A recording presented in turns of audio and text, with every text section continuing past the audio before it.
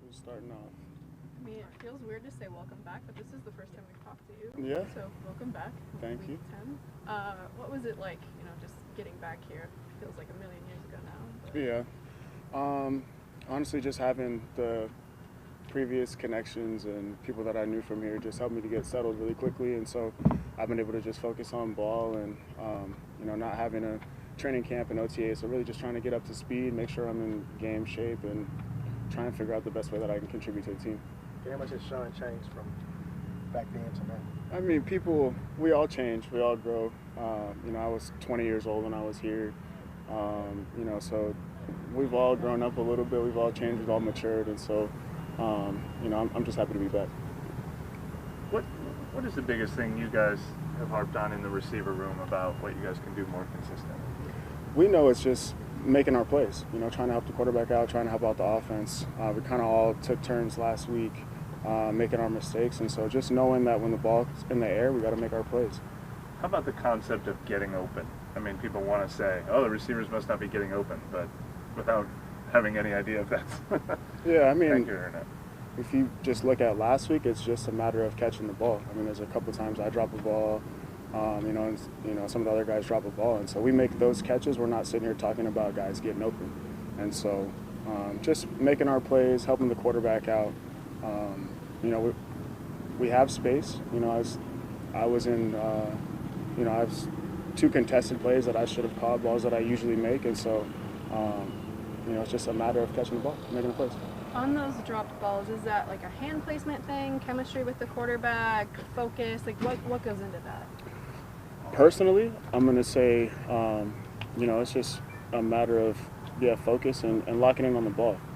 So it's a different place for me to be. I'm not one of the people that's usually making those types of drops, especially in previous times me being here. So it's just something getting back in out here and focusing on making sure we make those plays.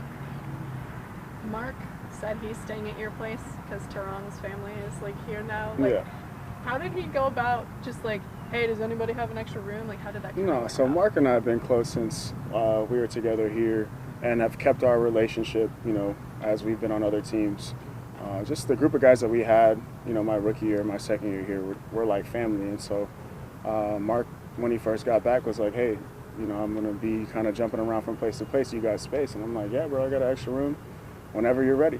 And so I guess Teron's got family here. So now Mark moved in. And like he said, it's like college. We get to, we're together all day. And then we get to go home, have some dinner, and really just relax and, kind of catch up and do the stuff outside of football. Yeah. How has your mindset changed or matured since you were here last time? I mean, I've been through a bunch on and off the field, but as a young person, still very professional. Luckily when I came in, having Lance and Colston and Jimmy and Sproles and all those guys just helped me to become a pro a lot faster. And so as far as football goes, I mean, I kind of came back right to where I started. But as a man, just, I've grown a lot. I've seen a lot. Being involved in the protests and doing all the things that I've done off the field has really just opened my eyes to a bunch. And so we haven't been able to do as much off the field with COVID and just with our schedule, me just trying to get caught back up. But to be able to be back here in Louisiana and to kind of have my feet on the ground and be able to get involved in activism and stuff here is, really important to me too. So hoping to be able to do that soon. Kenny, did you know DeMario very well before you got into the activism and got involved? And how much has he impressed you as you've gotten to know him over the years? No, I hadn't really. I think the first time that we really met and spent time together was when we did the league meetings early in 2016 or 2017. And DeMario, Malcolm, we've got a bunch of really great leaders on this team on offense and defense. And so to be able to kind of fall in line and see what they're doing and be able to work together, obviously with strength in numbers is important. Yeah, what have been your early impression with Trevor, part of that? I mean, I feel like, and I don't know if you guys can kind of tell from the outside looking in, but when Trev stepped in, it was like no one missed a beat.